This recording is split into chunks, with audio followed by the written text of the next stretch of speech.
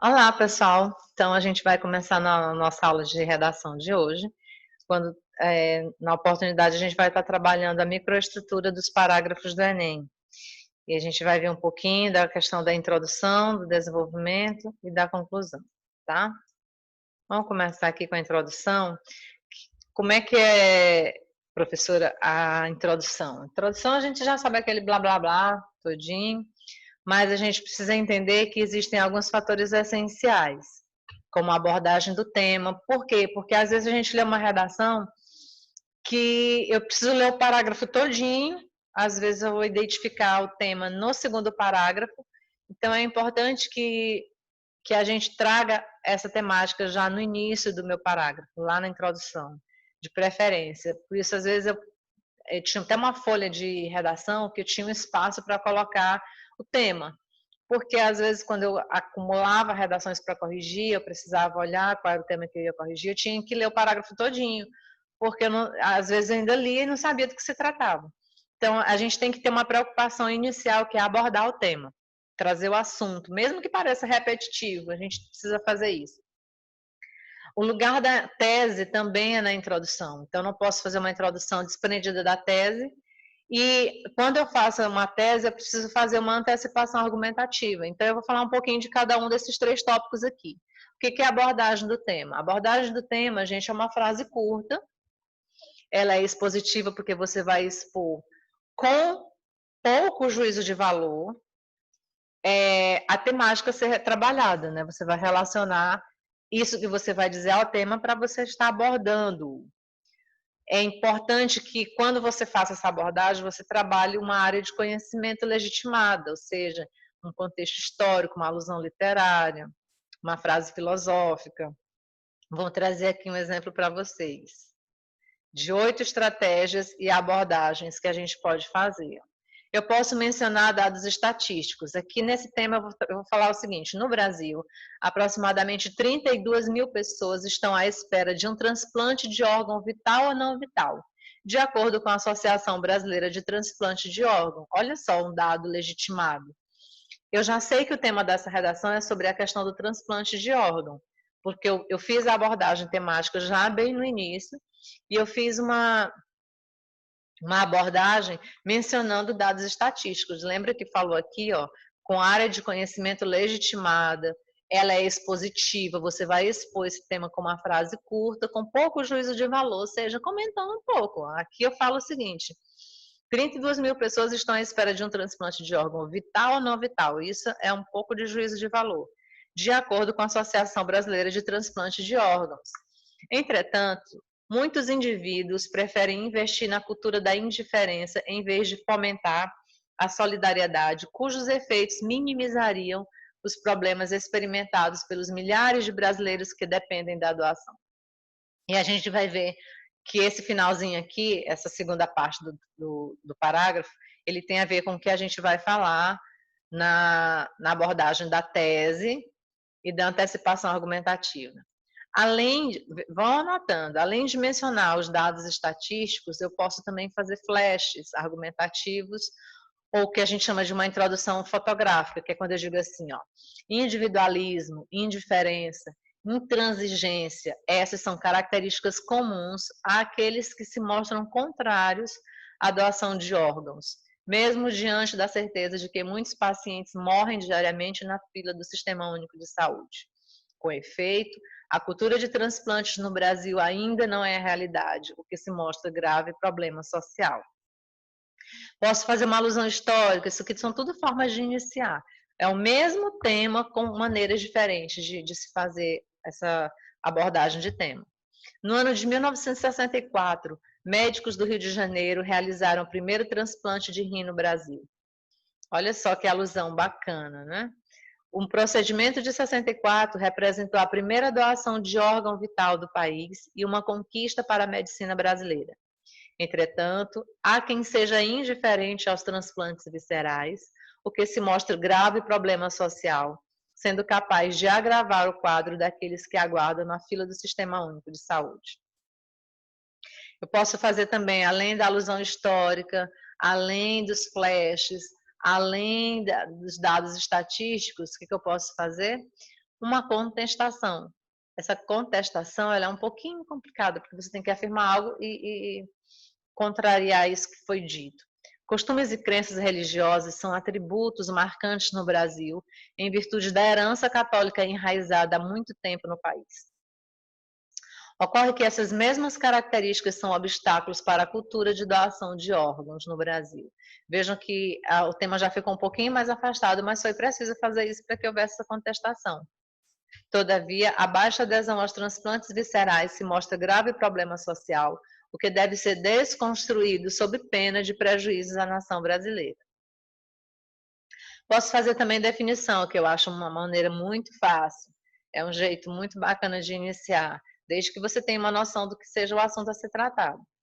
Morte encefálica consiste na perda total e irreparável das funções cerebrais e é um dos pressupostos para tornar válida e legal a doação de órgãos no Brasil. Entretanto, muitos brasileiros ainda nutrem expectativa equivocada de vida após a falência do cérebro, prejudicando quem aguarda por órgãos e inviabilizando os transplantes. Com efeito, não é razoável que costumes e crenças religiosas sejam obstáculos para o fomento à cultura de doação de órgãos no país.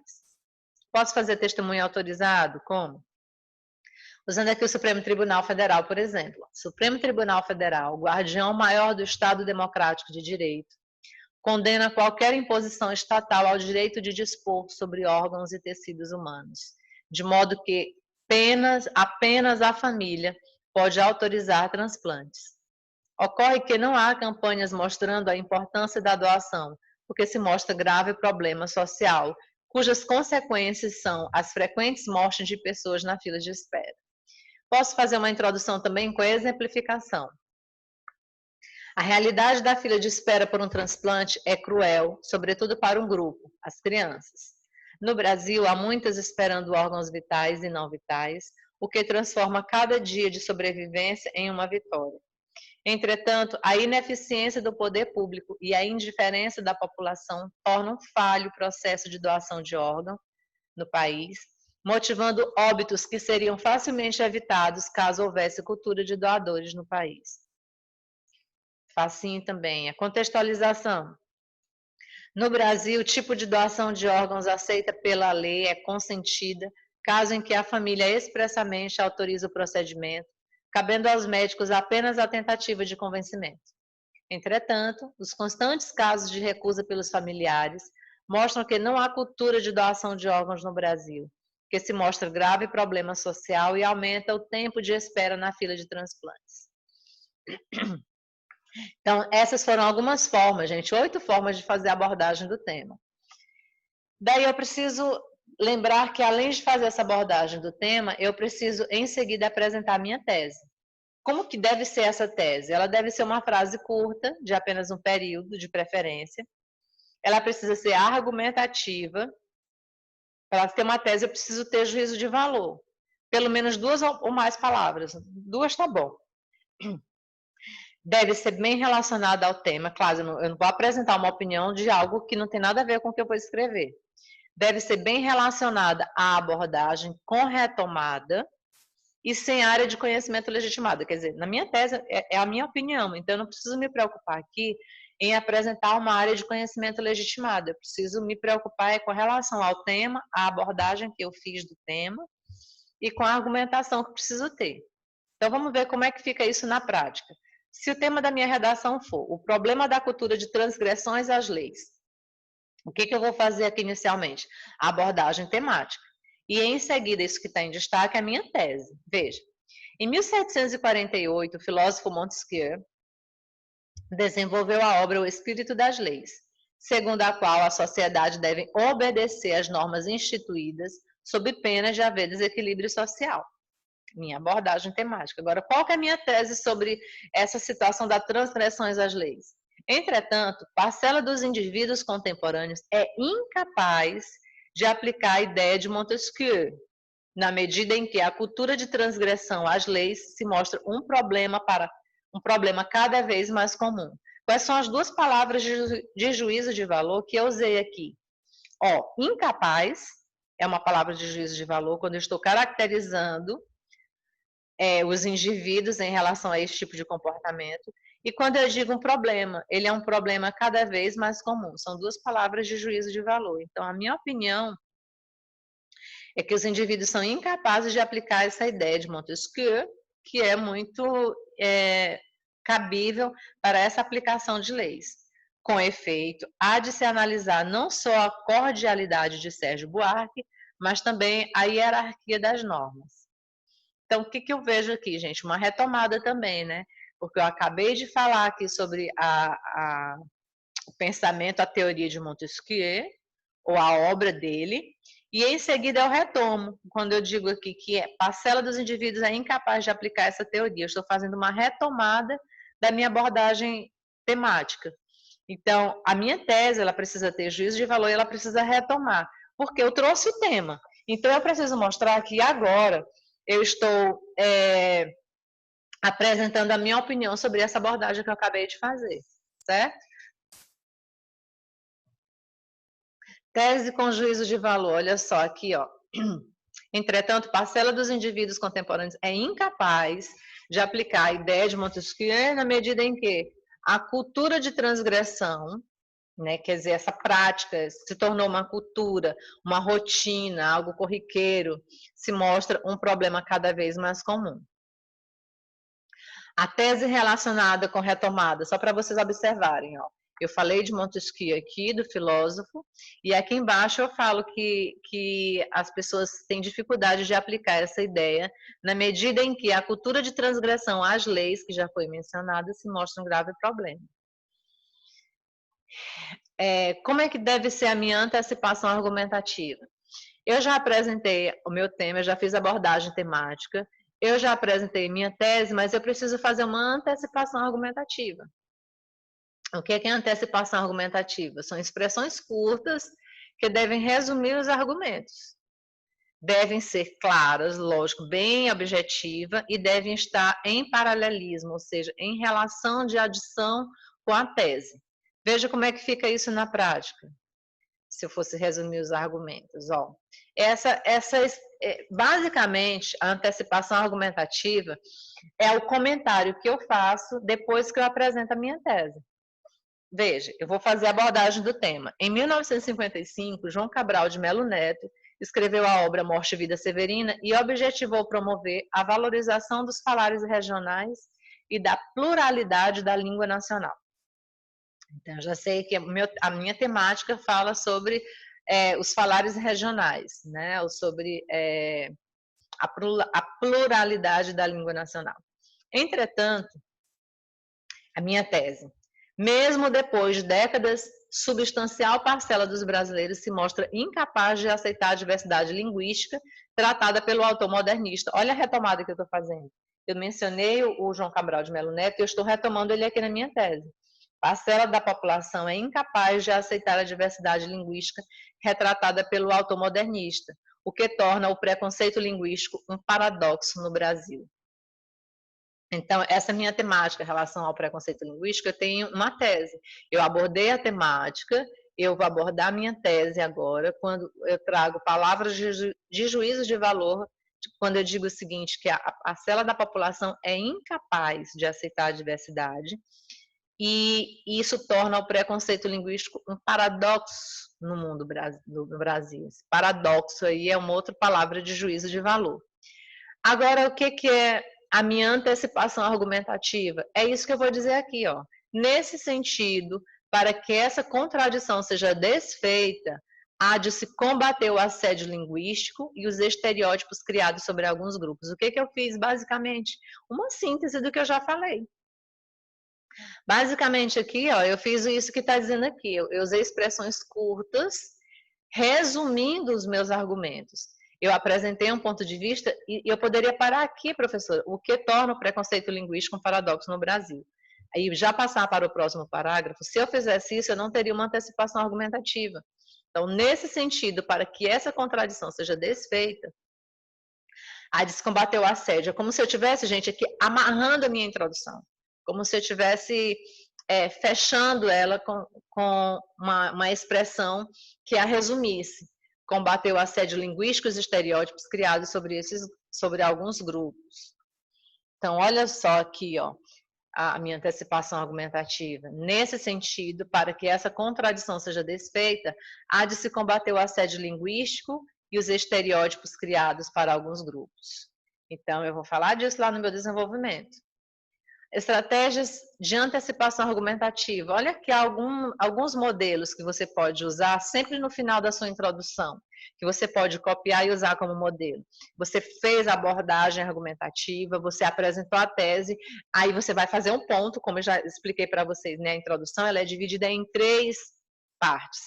Primeira parte, abordagem do tema, ponto. Segunda parte, tese, ponto. Terceira parte, abordagem argumentativa, antecipação argumentativa. E você pode fazer assim, ó, com efeito para que, por exemplo, o preconceito linguístico seja desconstruído e não incentivado. Às vezes a situação é para ser incentivada. Então você coloca lá, há de se, aí você diz, aqui o que eu fiz? Há de se combater o assédio linguístico e os estereótipos criados por alguns grupos, que é a minha argumentação 1 e 2, que depois eu vou retomar no meu desenvolvimento. Eu posso também fazer assim, ó, nesse sentido, medidas devem ser tomadas para desconstruir o preconceito linguístico e os estereótipos de alguns grupos.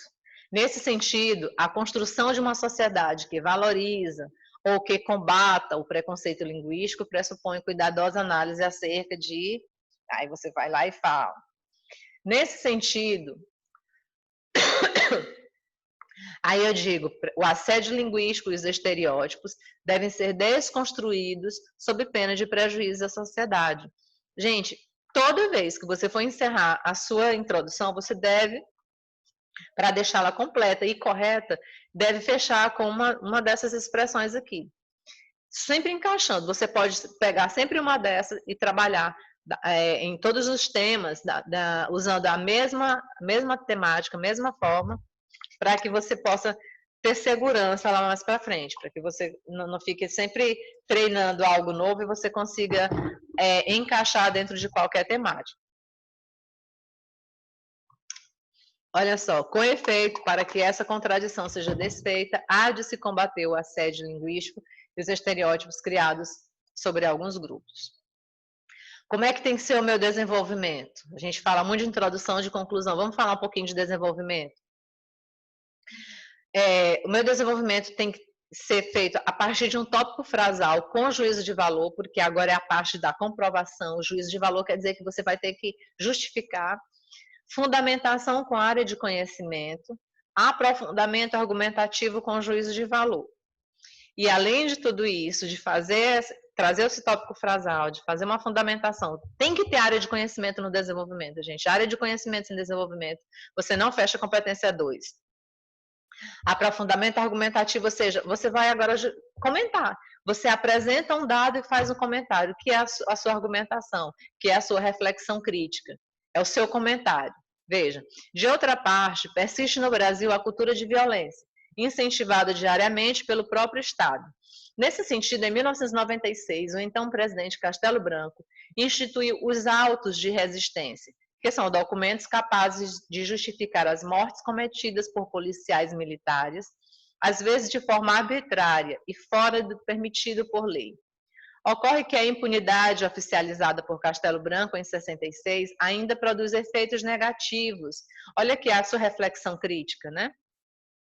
E permite o abuso de poder cometido por alguns PMs.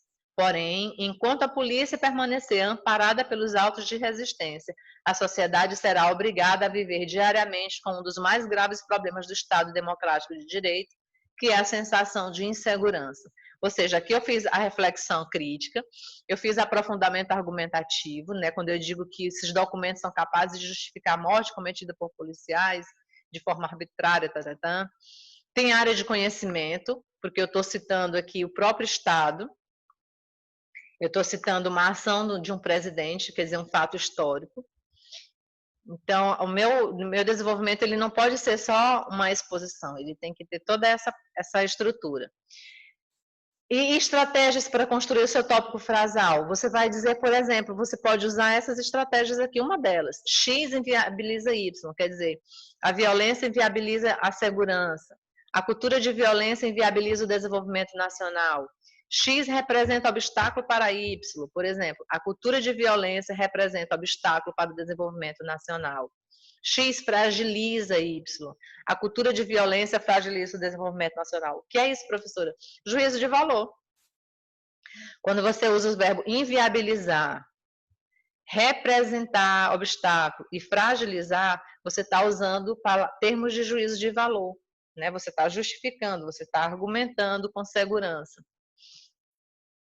Olha aqui, ó, são várias expressões que você pode colocar lá no seu desenvolvimento. X inviabiliza Y, X representa obstáculo para Y, X fragiliza Y, X dá lugar a Y, persiste X, X vai de encontro a, X pode colocar em risco Y, X afeta, X é nocivo a Y, é urgente que se desconstrua.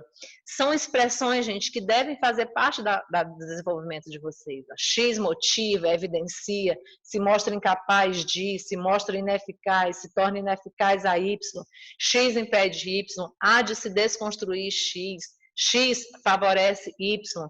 São termos que a gente precisa tentar encaixar dentro da minha redação, senão ela não vai ter isso que precisa ter no meu desenvolvimento, que é a fundamentação, o aprofundamento argumentativo com juízo de valor. Então, isso daqui eu consigo usando essas expressões, usando esses termos que servem de modelo que eu posso encaixar nas minhas redações. Qual que é a característica do tópico frasal? Aquele que você vai iniciar o seu desenvolvimento. É seu objetivo bem curto, quanto mais direto você for, melhor. Ser argumentativo, ou seja, você tem que ser crítico, e relevância social. Você tem que levantar um problema. Não adianta falar de qualquer assunto que não seja relevante. Você tem que buscar essa relevância dentro da sua argumentação. A estrutura do seu desenvolvimento. Como é que ela ficaria? Por exemplo, se fosse sobre o preconceito linguístico. Não é razoável que o preconceito linguístico permaneça em um país que almeja tornar-se nação desenvolvida. Enquanto o preconceito linguístico se mantiver, o Brasil será obrigado a conviver com um dos mais graves problemas para Y, que é o preconceito, que é a desigualdade, enfim. É incoerente que haja preconceito linguístico em uma nação multicultural como o Brasil.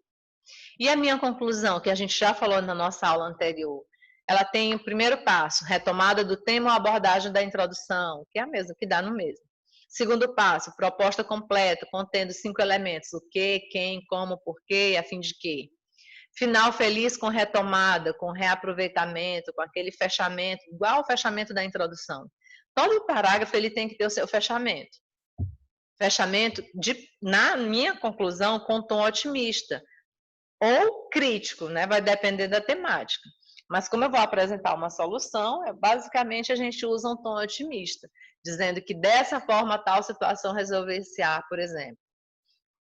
E é na minha conclusão que eu, às vezes, consigo conduzir um título aí, se eu sou aquela pessoa que gosta de título. Por exemplo, ó, qual que é essa minha forma de fechamento com tom otimista, crítico, com final feliz? É quando eu uso dessa forma, assim, nesse sentido, só que nunca fazendo finais utópicos, como, por exemplo, dessa forma a desigualdade social não existirão mais no mundo. Gente, a desigualdade sempre haverá. Então, eu posso dizer que dessa forma a desigualdade ela diminuirá bastante no mundo.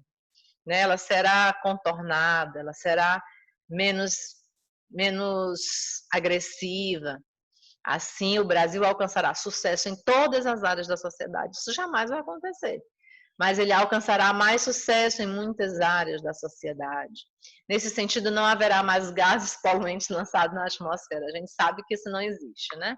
Então é isso, gente. Essas são algumas estratégias para melhorar. Se vocês precisarem do slide, pode me pedir que eu envio para vocês na sala online, através do WhatsApp Web. Que eu acho que são algumas dicas que podem ajudar vocês a melhorar tanto a introdução, desenvolvimento, quanto a conclusão. Por hoje é só, um abraço e até a próxima.